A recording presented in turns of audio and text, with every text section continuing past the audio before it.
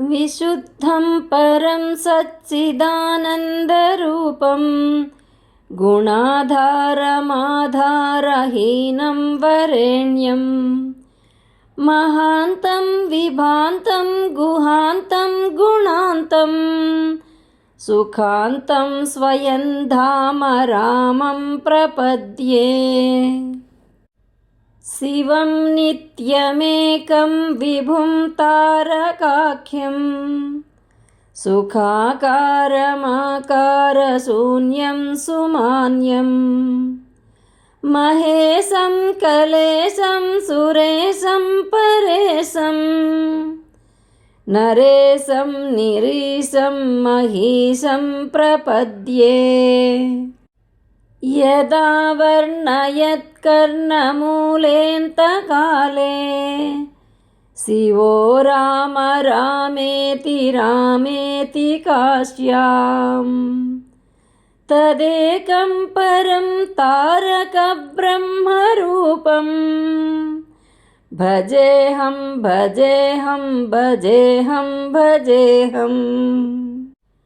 महारत्नपीठे शुभे कल्पमूले सुखासीनमादित्यकोटिप्रकाशम् सदा जानकीलक्ष्मणोपेतमेकं सदा रामचन्द्रं भजेऽहं भजेऽहं।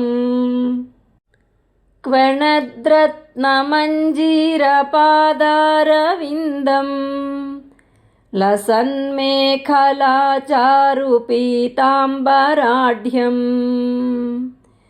महारत्नहारोल्लसत्कौस्तुभाङ्गं नदच्चञ्चरीमञ्जरीलोलमालम् लसच्चन्द्रिकास्मेरसोणाधराभं समुद्यत्पतङ्गेन्दुकोटिप्रकाशम् नमद्ब्रह्मरुद्रादिकोटिररत्न स्फुरत्कान्तिनीराजनाराधिताङ्घ्रिम् पुरः प्राञ्जलीनाञ्जनेयादिभक्तान् स्वचिन्मुद्रया भद्रया बोधयन्तं भजेऽहं भजेऽहं सदा रामचन्द्रं त्वदन्यं न मन्ये न मन्ये न मन्ये।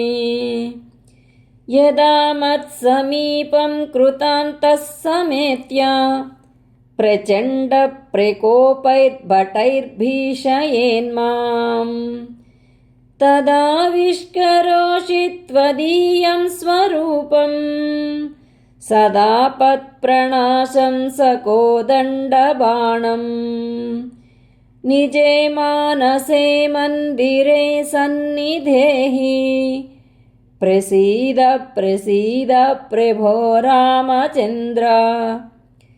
ससौमित्रिणा कैकेयीनन्दनेन स्वशक्त्यानुभक्त्या च संसेव्यमान स्वभक्ताग्रगण्यैः कपीशैर्महिषैरनेकैरनेकश्च राम प्रसीद।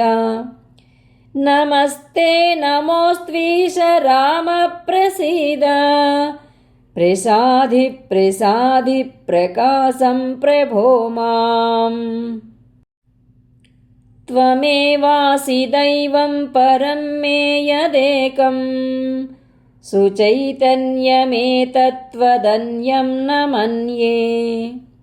यतो भूतमेयं वियद्वायुतेजो जलोर्व्याधिकार्यं चिरं चाचिरं च। नमः सच्चिदानन्दरूपाय तस्मै नमो देवदेवाय रामाय तुभ्यं। नमो जानकीजीवितेशाय तुभ्यं नमः पुण्डरीकाय ताक्षाय तुभ्यम्। नमो भक्तियुक्तानुरक्ताय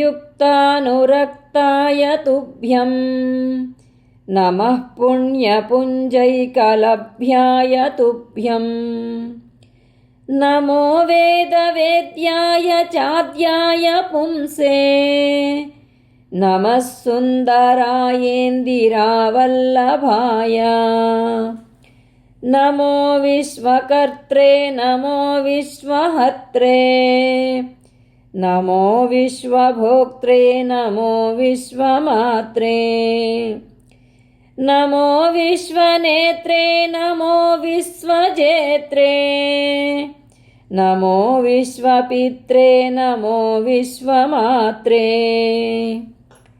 नमस्ते नमस्ते समस्तप्रपञ्च प्रभोगप्रयोगप्रमाणप्रवीण मदीयं मनस्त्वत्पदद्वन्द्वसेवां विधातुं प्रवृत्तं सुचैतन्यसिद्ध्यै शिलापि त्वदङ्घ्रिक्षमा सङ्गिरेणु प्रसादाद्धिचैतन्यमाधत्त राम नरस्त्वत्पदद्वन्द्वसेवाविधानात् सुचैतन्यमेतीति किञ्चित्रमत्र पवित्रं चरित्रं विचित्रं त्वदीयं नराये स्मरन्त्यन्वहं रामचन्द्र भवन्तं भवान्तं भरन्तं भजन्तो लभन्ते कृतान्तं न पश्यन्त्यतोऽन्ते स पुण्यः स गण्यः शरण्यो ममायं नरो वेदयो देवचूडामणिं त्वां सदाकारमेकं चिदानन्दरूपं मनोवागगम्यं परं धाम राम प्रचण्डप्रतापप्रभावाभिभूत प्रभूतारिवीरप्रभो रामचन्द्र बलन्ते कथं वर्ण्यतेऽतीव बाल्ये यतो खण्डिचण्डीशकोदण्डदण्डं दशग्रीवमुग्रं स्वपुत्रं समित्रं सरिद्दुर्गमध्यस्थरक्षो गणेशं भवन्तं विना रामवीरो नरो वा सुरो वा मरो वा जयेत्कस्त्रिलोक्याम् सदा राम रामेति रामामृतं ते सदा राममानन्दनिष्यन्दकन्दं पिबन्तं नमन्तं सुदन्तं हसन्तं हनुमन्तमन्तर्भजेन्तं नितान्तम्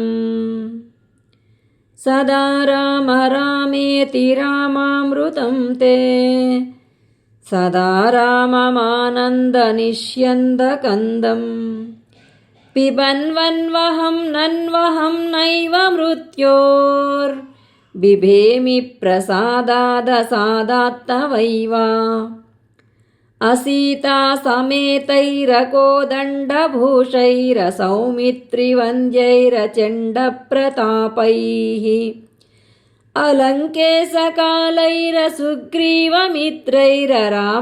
अलङ्केशकालैरसुग्रीवमित्रैररामाभिधेयैरलं दैवतैर्नः अवीरासनस्तैरचिन्मुद्रिकाढ्यैरभक्ताञ्जनेयादितत्त्वप्रकाशैः अमन्दारमूलैरमन्दारमालैररामाभिधेयैरलं दैवतैर्नः असिन्धुप्रकोपैरवन्द्यप्रतापैरबन्धुप्रयाणैरमन्दस्मिताढ्यैः अदण्डप्रवासैरखण्डप्रबोधैररामाभिधेयैरलं दैवतैर्नः हरे राम सीतापते रावणारे खरारे मुरारे सुरारे परेति लपन्तं नयन्तं सदा कालमेवं समालोकया लोकया शेषबन्धो नमस्ते सुमित्रा सुपुत्राभिवन्द्या नमस्ते सदा कैकेयी नन्दनेड्या नमस्ते सदा वानराधीशवन्द्या नमस्ते नमस्ते सदा रामचन्द्र प्रसीद प्रसीद प्रचण्डप्रताप प्रसीद प्रसीद प्रचण्डारिकाल प्रसीद प्रसीद प्रपन्नानुकम्पिन् प्रसीद प्रसीद प्रभो रामचन्द्र भुजङ्गप्रयातं परं वेदसारम् मुदा रामचन्द्रस्य भक्त्या च नित्यम् पठन् सन्ततं चिन्तयान् स्वान्तरङ्गे स एव स्वयं रामचन्द्रः स धन्यः इति श्रीमच्छङ्कराचार्यकृतं श्रीरामभुजङ्गप्रयातस्तोत्रम्।